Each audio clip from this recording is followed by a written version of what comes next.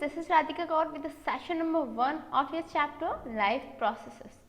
तो अभी हम हमारा जो बायोलॉजी है उसका जो चैप्टर है लाइफ प्रोसेसेस उसके बारे में डिस्कस करने वाले हैं and our first session is life processes and nutrition. तो अभी हम अपने फर्स्ट सेशन में लाइफ प्रोसेसेस के बारे में स्टडी करने वाले हैं. ये क्या होते हैं, इनकी क्या नीड होती है और कौन कौन से life processes mainly human body में या प्लांट बॉडी में अकर होते हैं, ये सब हम डिस्कस करेंगे. अलॉन्ग विद दैट हम न्यूट्रिशन के बारे में डिस्कस करेंगे और ऑटोट्रॉफिक न्यूट्रिशन के बारे में भी डिस्कस करेंगे. द थिंग इज अभी तक आप लोग चैप्टर नंबर 5 तक केमिस्ट्री के बारे में डिस्कस करते आ रहे थे and this is the new branch of science that is biology. Clear? तो अभी हम यहाँ पे बायोलॉजी के बारे में डिस्कस करने वाले हैं और ये ऑब्वियसली हमारा बायोलॉजी से रिलेटेड फर्स्ट चैप्टर है. So let's start a chapter with the thing that what are the characteristics of living things. जो लिविंग थिंग्स होती हैं उनकी कैरेक्टरिस्टिक्स क्या होंगे? Obviously living things can move by themself. जो लिविंग थिंग्स होती हैं वो मूव कर सकती हैं by themself, like human can move by themselves. Plants can we can say plants can move but they are stationary at their position while their leaves tends to move. Clear? Living things need food, air and water. सभी को जितनी भी living things होती हैं उन्हें food चाहिए होता है, एयर चाहिए होती है एंड वाटर चाहिए होता है उनके सर्वाइवल के लिए. जैसे ह्यूमंस हैं हमें भी फूड एयर वाटर की नीड होती है. सेम प्लांट्स हैं उनके लिए भी फूड एयर वाटर की नीड होती है. तो दो तो ये कैरेक्टरिस्टिक्स हो गई. नेक्स्ट है living things can grow. Yes, जो लिविंग थिंग्स होती हैं वो ग्रो कर सकती हैं. जैसे ह्यूमंस ग्रो कर सकते हैं, प्लांट्स ग्रो कर सकते हैं, बट कभी आपने देखा है नॉन लिविंग थिंग्स को ग्रो करते हुए? Obviously that cannot be grow. Clear? So the next thing is living things can respond to changes around us. हमारे अराउंड जितने भी चेंजेस होते हैं उन्हें भी लिविंग थिंग्स रेस्पॉन्ड कर सकती हैं. Also living things can respire, excrete and reproduce. जो लिविंग थिंग्स होती हैं फर्स्ट वो रेस्पायर कर सकती हैं, वो एक्सक्रीट कर सकती है और वो रिप्रोडक्शन भी कर सकती हैं. So these were the characteristics of living things. Clear? Now the thing is what are life processes. जो लाइफ प्रोसेसेस हैं वो एक्चुअल में है क्या? The basic functions performed by living organisms to maintain their life on this earth are called life processes. वो basic functions जो कोई भी लिविंग ऑर्गेनिज्म परफॉर्म करता है जिससे उसकी जो लाइफ है अर्थ पे वो बनी रहे, आई मीन वो मेंटेन रहे, इसीलिए वो प्रोसेस, वो फंक्शंस उन्हें हम लाइफ प्रोसेस कहते हैं. Clear? That the basic functions performed by living organism to maintain their life on this earth are called life processes. अब जो लाइफ प्रोसेस है वो कौन से, I mean to say the basic life process common to all living organism. कुछ basic life process हैं जो सारे लिविंग ऑर्गेनिज्म में कॉमन रहते हैं. जैसे न्यूट्रिशन हुआ, रेस्पिरेशन हुआ, transportation, excretion, growth, movement, reproduction. ये सारे क्या हैं? ये सारे ऐसे लिविंग प्रोसेस हैं जो ऑलमोस्ट सारे ऑर्गेनिज्म में, सारे लिविंग ऑर्गेनिज्म में कॉमन रहते हैं. Clear? So the next thing is that the process of nutrition involves the taking of food inside the body and converting it into a smaller molecule which can be absorbed by the body. Actually nutrition, respiration, transportation and excretion ये 4 कह सकते हैं most important phenomenons हैं. इसके बाद में जो control and coordination हुआ या फिर रिप्रोडक्शन हुआ वो हम अपने नेक्स्ट सेशंस में डिस्कस करेंगे. इस सेशन में आई मीन टू से इस चैप्टर में हम nutrition, respiration, transportation and excretion के बारे में स्टडी करते हैं. तो न्यूट्रिशन क्या है? The process of nutrition involves the taking of food inside the body and converted it into smaller molecules which can be absorbed by the body. Nutrition का process वो होता है जिसमें क्या होता है, हम फूड को बॉडी के अंदर जब लेते हैं, ठीक है, taking of food inside the body and then after converting into smaller molecules, और उसके बाद उससे छोटे छोटे मॉलिक्यूल्स में कन्वर्ट कर देना that can be absorb by the body, जिससे हम बॉडी जो है एब्जॉर्ब कर सके. इस प्रोसेस को हम न्यूट्रिशन बोलेंगे. Clear? That the process of nutrition involves the taking of food inside the body and converting it into smaller molecules which can be absorb by the body. Actually, respiration is the process which release energy from the food absorbed by the body. Nutrition के बारे में मैंने बताया कि intake करना, ठीक है, कोई भी हमारे न्यूट्रिएंट्स हैं उन्हें इनटेक करना और जो बिग मॉलिक्यूल्स हैं उन्हें स्मॉलर मॉलिक्यूल्स में ब्रेक डाउन करना ताकि हमारी बॉडी उन्हें एब्जॉर्ब कर सके, उस प्रोसेस को हम न्यूट्रिशन कहते हैं। द थिंग इज रेस्पिरेशन क्या है? तो रेस्पिरेशन एक वो प्रोसेस है in which energy release in form of energy release by the food absorb by the body. Clear? जो फूड बॉडी ने एब्जॉर्ब किया है उससे जो एनर्जी रिलीज होती है उसी को हम रेस्पिरेशन कहते हैं। Clear? That respiration is the process which releases energy from the food absorb by the body. Now the next thing is that transport. We can say transportation. It is the process in which a substance absorbed or made in one part of body is moved to other part of the body. क्या? यदि कोई भी substance हम absorb कर रहे हैं या किसी और पार्ट से हमने बॉडी से लिया है, उसका एक पार्ट से दूसरे पार्ट्स में जो ट्रैवलिंग होगी, दैट इज ट्रांसपोर्टेशन होगा, that process is known as the transport, or we can say transportation. Clear? That it is the process in which a substance absorbed or made in one part of body is moved to other part of the body. Now the thing is excretion. Excretion is the process in which the waste materials produces in the cells of body are removed from the body. Excretion क्या होता है?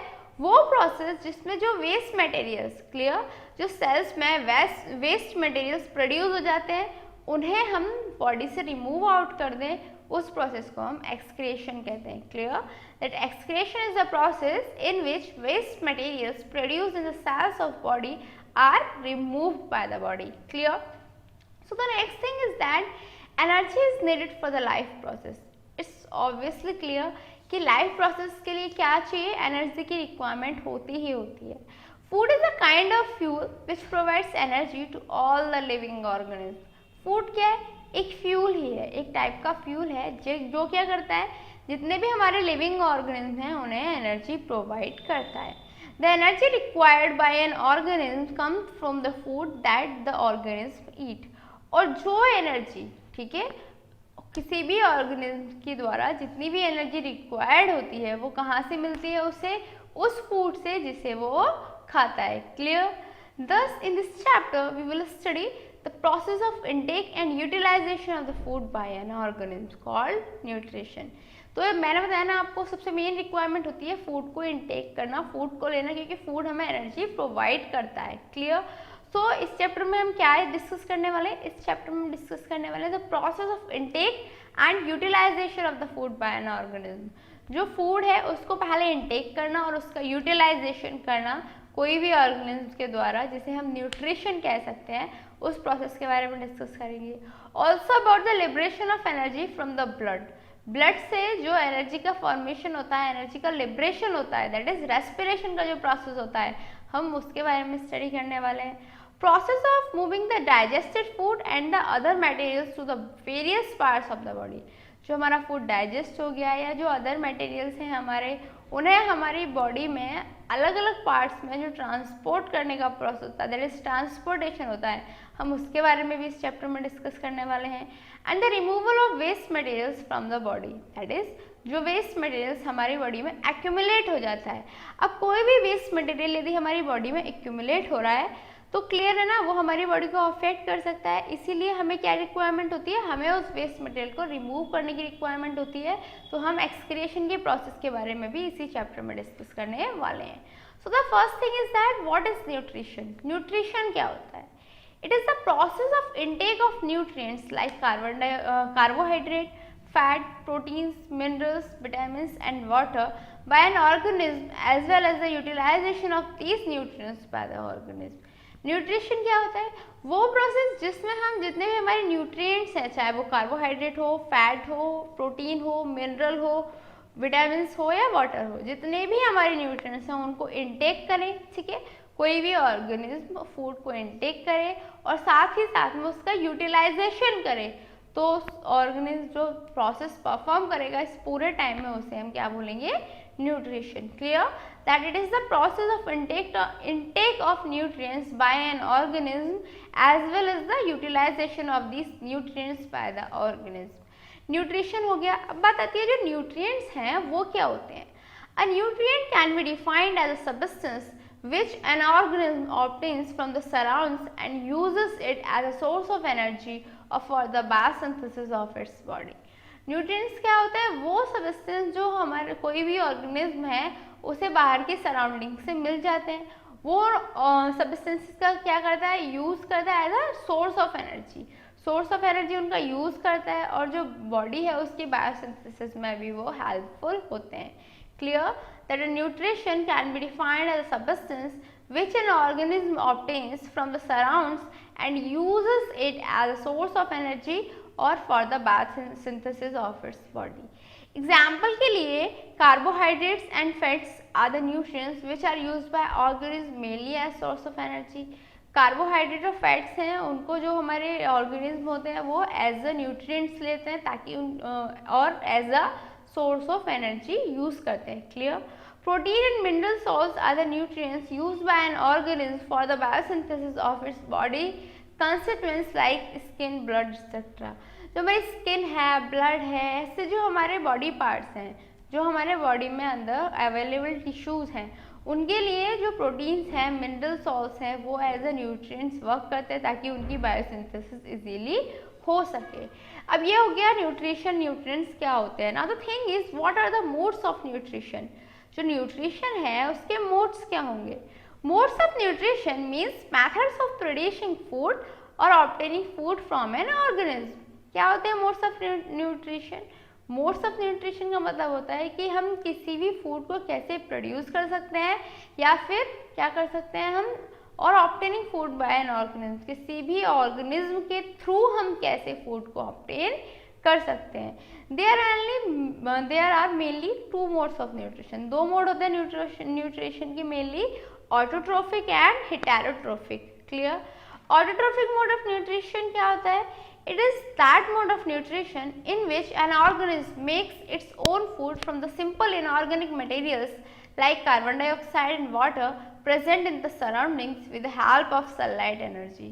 Autotrophic nutrition में क्या होता है? वो mode होता है ये न्यूट्रिशन का जिसमें जो ऑर्गेनिज्म है वो अपना खुद जो खाना है, अपना जो फूड है, पहले तो वो खुद बनाते हैं from the simple or inorganic materials like carbon dioxide and water present in the surrounding.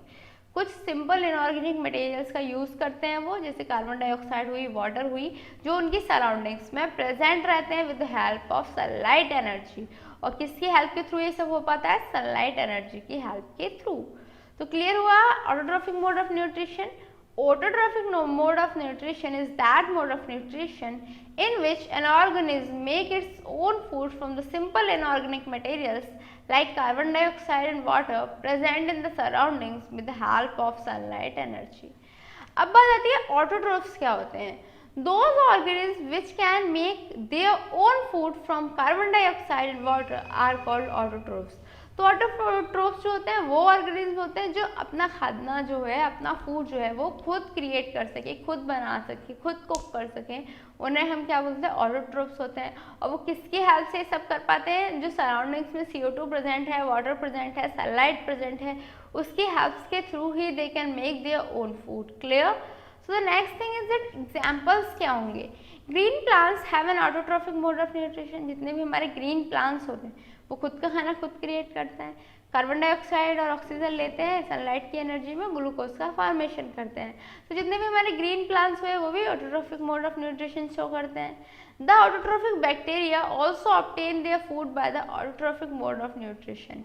एक ऑटोट्रोफिक बैक्टीरियाज होते हैं वो भी क्या करते हैं? अपना फूड कैसे गेन करते हैं? By the autotrophic mode of nutrition. Clear? It's an important note that autotrophic organisms contain the green pigment called chlorophyll, which is capable of trapping sunlight energy. जो सनलाइट एनर्जी होती है उसे trap कौन करता है? Chlorophyll करता है। और क्लोरोफिल का फॉर्मेशन कैसे होता है कि जो ऑटोट्रोफिक ऑर्गेनिज्म हैं उनमें ग्रीन पिगमेंट ऑलरेडी प्रेजेंट होता है जिसे हम क्लोरोफिल कहते हैं, और वो कैपेबल होती है to trap sunlight energy. Clear? So it's a time for challenging question mark and today's question is What criteria do we use to decide whether something is alive?